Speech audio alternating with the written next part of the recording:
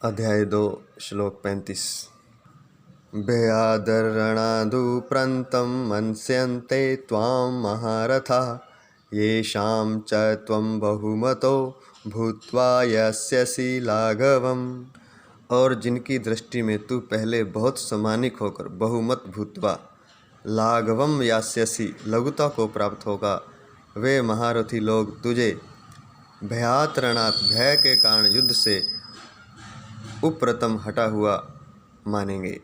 अर्थात जिन जिन महान योद्धाओं ने तुम्हारे नाम तथा जश को सम्मान दिया है, वे सोचेंगे कि तुमने भय के कारण युद्ध भूमि छोड़ दी है, युद्ध भूमि से विमुख हो गए हो। इस तरह वे तुम्हें तुच्छ मानेंगे। जैसे हम कोई संसार में कार्य करते हैं, कोई नए कार्य का शुभारंभ करते हैं और आरंभ करने से पहले तो हम उस कार्य की तैयारी कर लें और फिर जैसे ही आरंभ होने वाला हो हम उस कार्य को छोड़कर भाग जाएं, तो हमारी अपकीर्ति होती है, अपयश हो जाता है और लोग हमें भयभीत समझते हैं, डरा हुआ भी समझते हैं।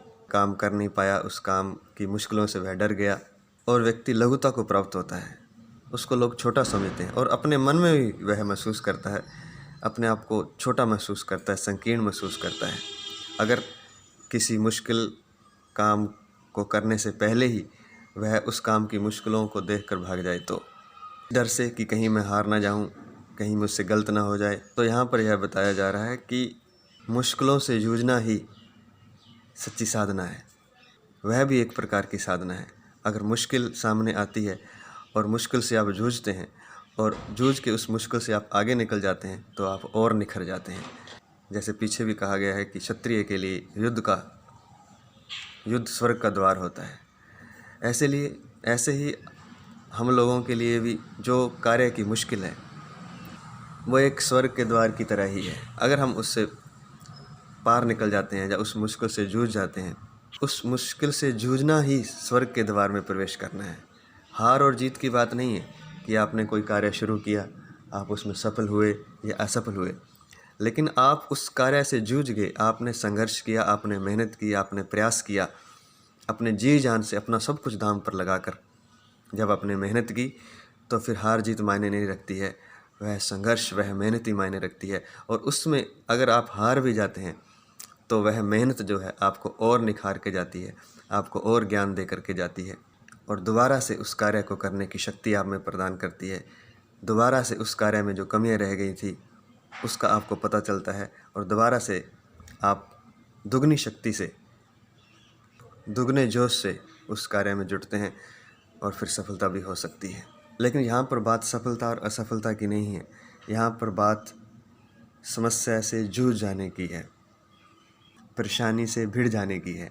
और जब परेशानी से व्यक्ति भिड़ जाता है तो यकीन मानिए वो सफल ही होता है। ना भी हो तो उसके अंदर उसकी चेतना का विकास अवश्य होता है। किसी बहुत बड़े बिजनेसमैन से पूछा किसी ने कि सफल होने का राज क्या है, तो उन्होंने पता क्या उत्तर दिया? बार बार असफल होना। सफल होने का और कोई तरीका नहीं। आप बार बार सफल होगे, असफल होगे तो वो सीखोगे और एक दिन सफल होगे। तो सफल होने का सबसे बड़ा राज है कि बार बार असफल होना। वही बात यहाँ पर समझाई जा रही है कि उस बाधा से, उस परेशानी से, उस समस्या से, उस कर्म से जूझ जाना, संघर्ष में चले जाना। संघर्ष से तात्पर्य है मेहनत करना, अपने आप को तन मन और धन से उस कार्य में डुबो देना। जिन खोजा तिन पाया, गहरे पानी पैठ, मैं बापरी ढूंढन गई रही किनारे बैठ। जिन्होंने भी पाया है वो गहरे पानी में डूब कर ही पाया है। जितना गहरा डूबेगा उतना ही कुछ मिलेगा उसको, और जो किनारे पर पाँव लटका कर पानी में बैठा रहेगा उसे कुछ नहीं मिलेगा, वो किनारे ही बैठा रहेगा। तो जो डूबेगा वही पाएगा। अर्थात जो संघर्ष करेगा, जो जूझेगा समस्या से, वही उस समस्या से निकलेगा, उसी को उसका हल मिलेगा, उसी से उसकी चेतना निखरेगी, उसी से उसके लिए स्वर्ग के द्वार खुलेंगे। और अगर वो समस्या से जूझता नहीं है तो वह हमेशा के लिए भयभीत हो जाएगा। फिर उसे कोई दूसरी समस्या आएगी वो भी उसे डराएगी, कोई तीसरी आएगी वो भी डराएगी।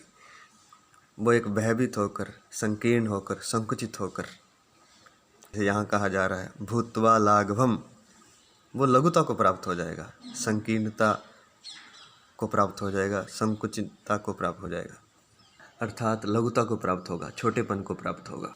तो एकमात्र उपाय है जूझ जाना, समस्या से भिड़ जाना, क्योंकि उसी में सफलता है, उसी में चेतना का निखार है।